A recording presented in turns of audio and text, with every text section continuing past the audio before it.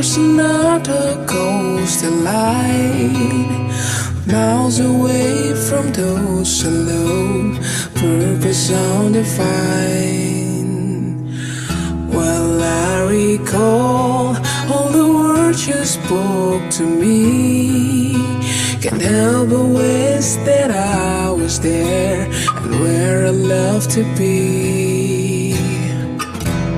Till God, the only thing I ask of you is to hold.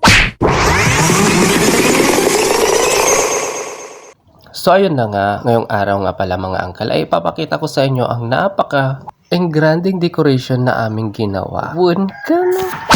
So bago nga pala ako magkwento mga uncle, gusto ko sanang kumustahin kung nakasubscribe na ba kayo sa YouTube channel ko, ang Uncle Gomes TV Vlog. At sa mga hindi pa nakapag-subscribe dyan, baka naman subscribe din pag may time. Charot! Dahil ang full video nito ay nasa YouTube channel ko. Kaya naman guys, huwag niyong kalimutang bisitahin ang YouTube channel ko, ang Uncle Gomes TV Vlog, para mapanood nyo ang kabuuan ng video ito. Promises! So ayun na nga, una nga namin nilagay dyan, o gumamit nga pala kami dyan ng trusses para naman mas madali namin madekorasyonan ang aming gagawing ceiling. So bali yung trusses nga mga uncle ay binalutan na namin ng itim na tela. Ito yung sekreto mga uncle para malinis tignan kapag lalagyan mo ng iba pang kuliriti dyan. Sumunod nga dyan mga uncle ay naglagay kami ng mga alambre para naman magkaroon siya ng braces na magkakapitan ng mga dahon na aming ilalagay at mga bulaklak, pati na rin ang mga pailaw na aming ilalagay dyan. Promises! Hindi nga nagtagal ay natapos na kami sa pagkakabit ng mga alambre, kaya naman inumpisa na namin naglagay ng mga dahon at mga bulaklak dyan. Sa ganitong trabaho nga mga uncle ay masasabi ko talaga na hindi madali dahil ginagamitan ito ng physical, mental, emotional with the heart. Kailangan dito ay napakaluwang ang creativity mo para naman mapapakita mo na maganda at kaaya-aya ang magiging output mo. Tumulong na nga rin pala akong maglagay ng bulaklak dyan para naman madaling matapos ito. Dahil sobrang dami pa ng aming gagawin mga uncle, inuna nga namin tong ceiling dahil ito yung pinakamahirap sa lahat na gagawin. Ang paglalagay nga nitong gaya nitong bulaklak na ito ay hindi basta-basta, sapagkat kapag basta-basta mo lang ilagay dyan nang hindi mo tinatali, pagdating ng event o oras na ng event, baka wala nang matira sa iyong nilagay.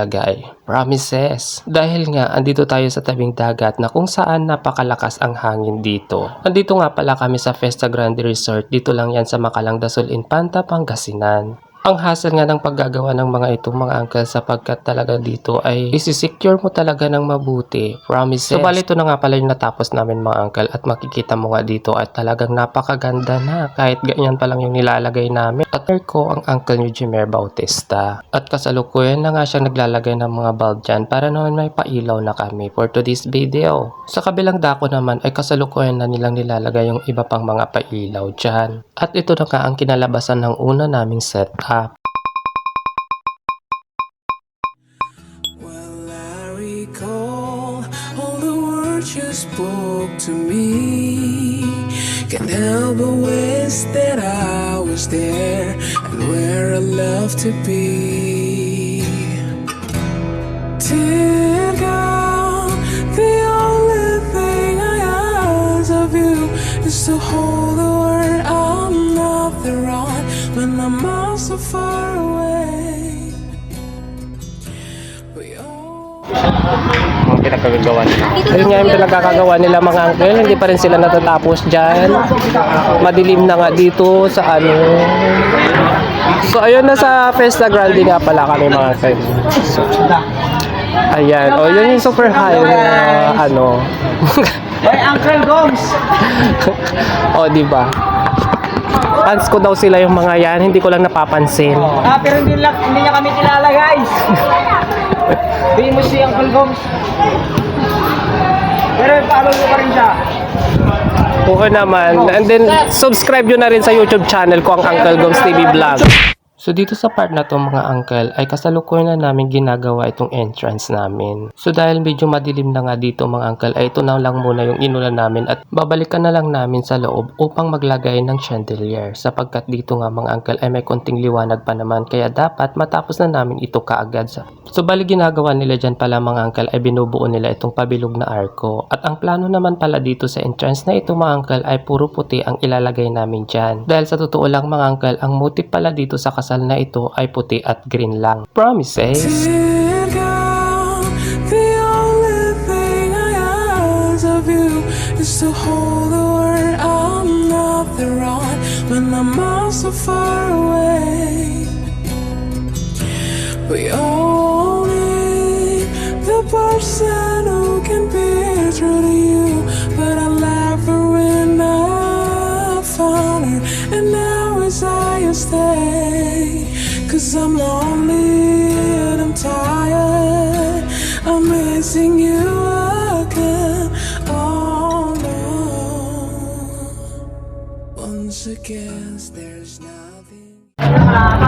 At ito naman guys yung mga ano namin, yung mga bulaklak na gagamitin namin dito sa venue.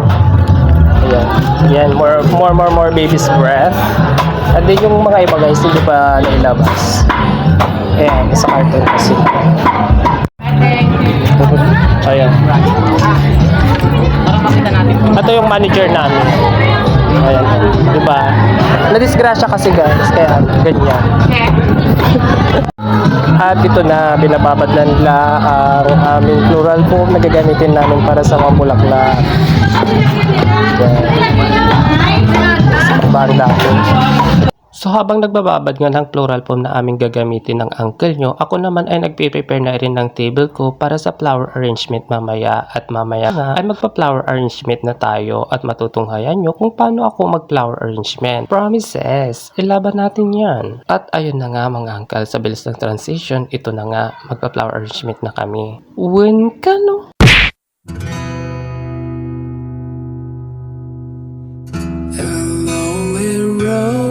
Crossing out the coastal line, miles away from those alone, purpose undefined. Well, I recall all the words you spoke to me. Can't help but wish that I was there and where I love to be. Dear God, the only thing I ask of you is to hold the word I'm not the wrong when I'm all so far away. We all need the person who can be true to you, but I left her when I found her, and now it's I stay. Sinamahan na nga ako dito ng Uncle Eugene na mag-flower arrangement sapagkat naturuan ko na siya at medyo magaling na rin na siyang mag-flower arrangement. Ayan po ang uncle nyo, kasalukuyan nag-aayos ng bulaklak. Dami niya na pong naayos. Wow! Promises! Ayan yung mga naayos niya guys. O diba?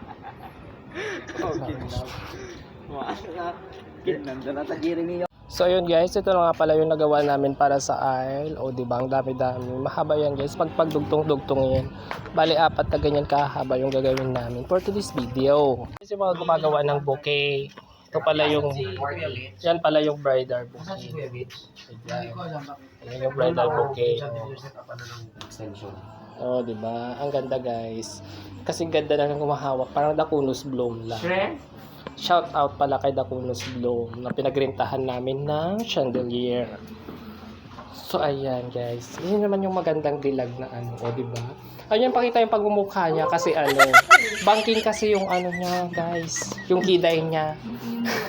So, yung, at saka yung niwat niya guys, banking. Kaya ayan, ayaw niya ipakita.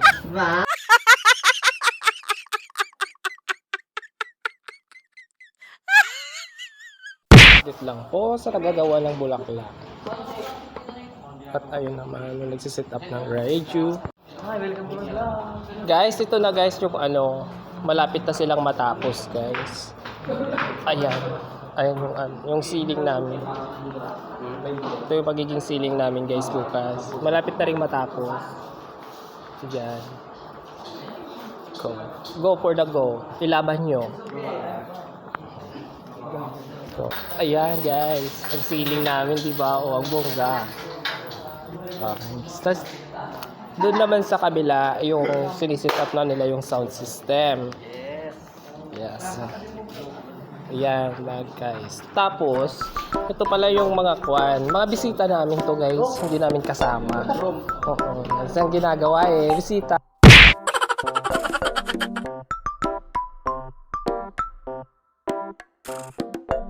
At ito naman guys, ang update namin dito sa loob ng venue. At ito ngay masasabi ko na malapit na talaga kaming matapos. Promises.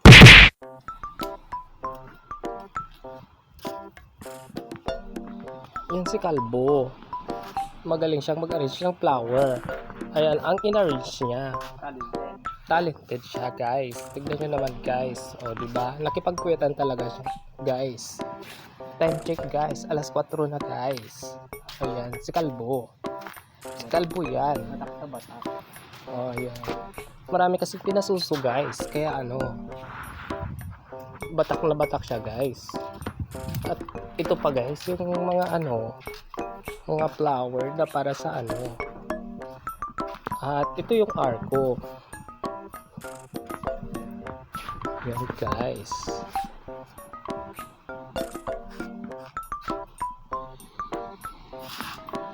More flowers.